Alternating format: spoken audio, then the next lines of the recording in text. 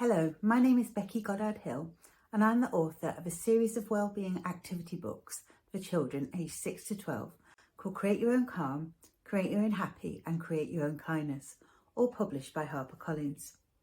Each of my books contains 50 activities designed to boost children's wellbeing and give them the tools and techniques they need in order to become more robust and resilient and to feel happier, calmer and have more kindness in their life. Today, I want to share with you some ways in which we can help anxious children using some of the tools and techniques from my books.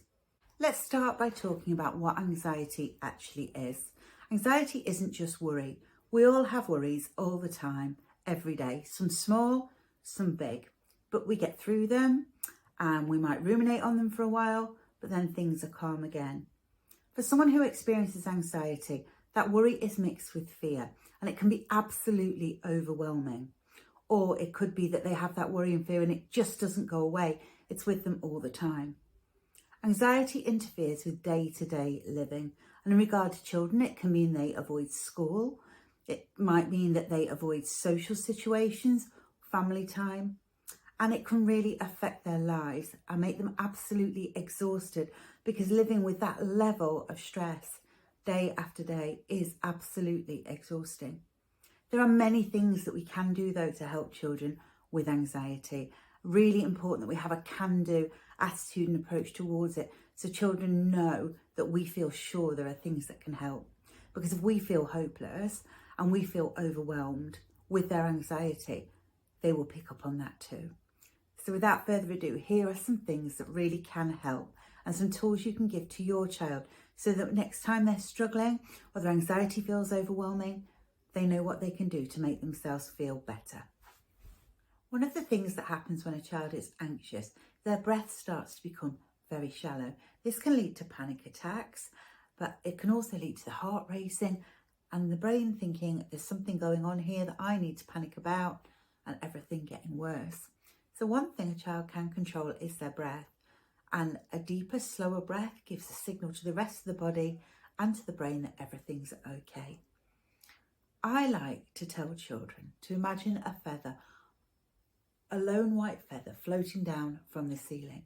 And it's their job to blow that feather from side to side. So they breathe in through their nose and slowly out through pursed lips.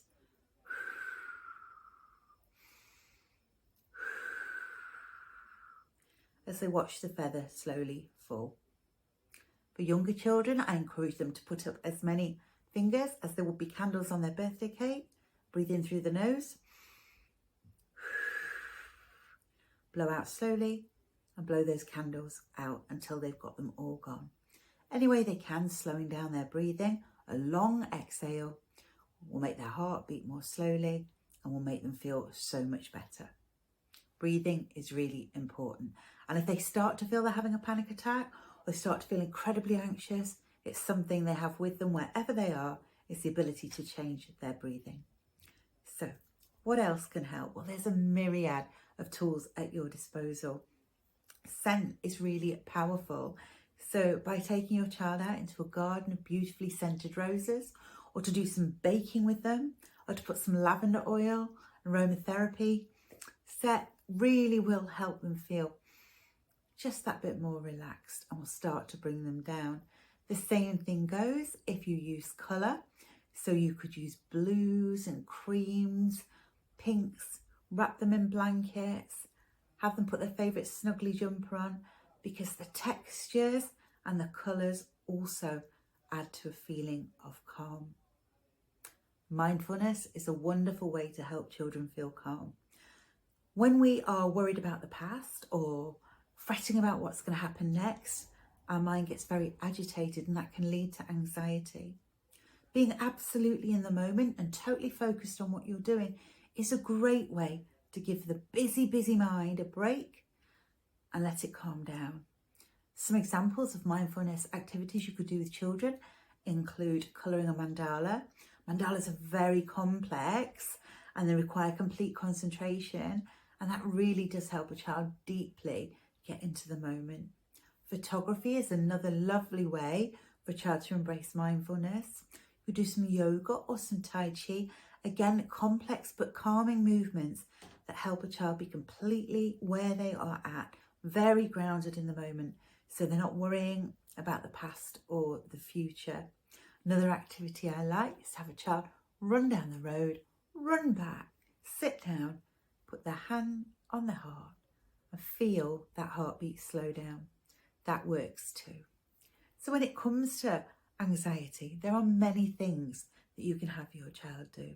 You can put a blanket in the garden and lie and look at the stars or at the clouds and just get lost in the moment. But it's important, as well as teaching them to relax and to control their breathing and to surround themselves with lovely scents and colours that are all very calming, that you also teach them about problem solving. Because if we don't know a way to solve our problems, then worries will envelop us. Children sometimes think they are powerless to solving their problems, but actually there's a lot they can do. The first thing I would always suggest in my therapy is that they make a list of things they can and things they can't control. Once they are very clear about the ones they can't control, they can let them go. But for the ones they can control, they can then start to make plans. Take one at a time. Look with you or with another adult in their life at options about ways they can make that situation a little bit better. Write down all of the options and how they can make that one thing a little bit better. And then encourage them to pick one of those options and give it a go. They can start with the tiniest, easiest option, but they are doing something. They're taking back some control. And every time they take some action, they'll feel more confident and more capable, and they'll start to get a grip on that anxiety. I hope these examples of some of the tools and techniques I share in my books have helped you in regard to supporting your child with anxiety. But do remember, you must work with schools so they know exactly what's going on too, and they can offer their advice and guidance. And if your child is displaying physical symptoms or you just feel extra support is required, please do go and see your GP. Take care.